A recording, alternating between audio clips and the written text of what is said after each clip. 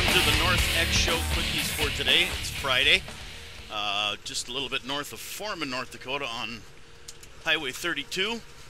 I got to get right to it today because I got a lot of stuff to say, and I got to try and keep these a little bit more brief, 5 minutes max. So that's my target. First of all, thanks to those of you who've been commenting on these stupid videos that I put up. I do appreciate it, and I got to let you know, it makes my day when you guys actually take time out of your day to comment on something that I've posted to Facebook. So, again, thanks. You have no idea how much it means to me when I see your comments and stuff, and your shares and likes and all that stuff. All right, look, there's been something that's been sticking under my craw for a long time, and today's the day I got to get it off my chest. Let's put all the politics aside. The debate was last night. Who cares? Whatever. Right, left, I've got friends on both sides. Let's put our differences aside for the sake of this one thing I want to talk about. And that one thing is what happened in Libya, what happened at our consulate in Benghazi. Ambassador Chris Stevens was killed along with 3 other Americans. Now, it's been in the press a lot as far as what the administration knew, what the State Department knew, and all this stuff. But I'm going to tell you what I know. And I'm going to tell you why I'm really upset. And this has nothing to do with the election. It has nothing to do with who you're going to vote for. This just has to do with our government and how things happen, and it seems no one is held accountable. Today it's been talked about how they didn't know, they did know. What did they know? Well, I got news for you. I knew literally within hours after the attack on our consulate that number one, it was not anything to do with any video. Number 2, it was not a protest at all. And number 3, it was absolutely a terrorist attack. Now, I'm a truck driver in North Dakota. If I know that, then you can't tell me our CIA didn't know that. You can't tell me that the administration didn't know that. And most of all, you can't tell me the State Department didn't know that. Hello, Hillary Clinton. Now, you may be saying, well, how do you know? I'll tell you how I know. I get the BBC in my truck here on my XM radio. And I went right to the BBC, and this is also an indictment of our media in this country because they should have had this as well. But I went right to the BBC, and I heard a report on a show called World Have Your Say, talking to a man who is the next-door neighbor to our consulate. And he gave an eyewitness account of what he saw. And I have that saved. I have it recorded and saved, and I can't play it now. I wish I could. I wish I was doing our main show because I wanted to bring this to it. But I'll paraphrase quickly. He said that he noticed specifically on that day the street in front of the consulate had no presence of security forces, which are the Libyan security forces that our government has hired to protect our consulate there. Not our Marines, not our military, but hired Libyan security people. He noted that it was surprising because there was no one there that day. There's red flag number 1 for me. Why is no one there? Hello, inside job. Okay. Number 2, he described in detail the black cars that pulled up full of men with RPGs and AK assault rifles. There was no protest. That the interviewer asked him specifically, you know, was there a protest there? No, there was no crowd. A crowd came after all hell broke loose, but this was an attack, and I knew this. I heard the account. Now, I believe what I heard. You can question me and say, well, that guy didn't know, whatever. I believe what I heard. Now, if I knew that, how can you tell me that the administration didn't know?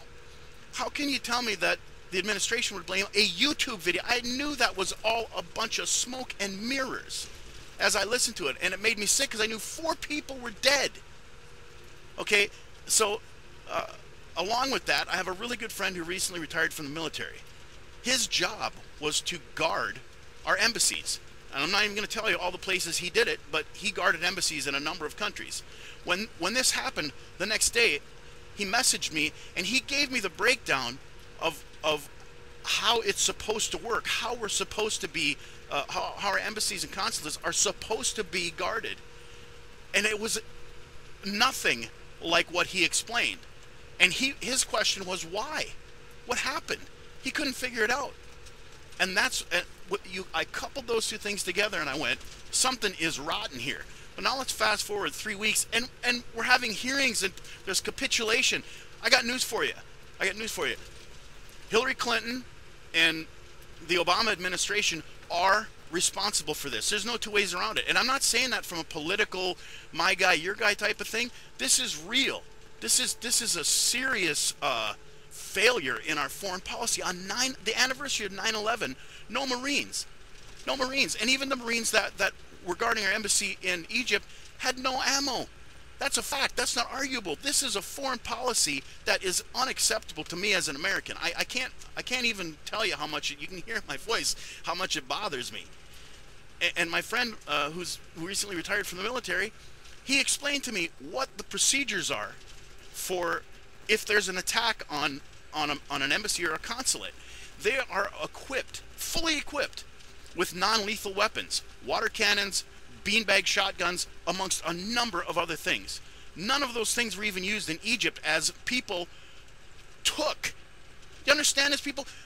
Foreigners took what is basically U.S. territory in another country. That's what our embassies are. Do you remember seeing the pictures from Vietnam where people were getting lifted off the roof of the embassy in Vietnam? In the name of the, I'm so wound up, the name of the town escapes me. You know what I'm talking about.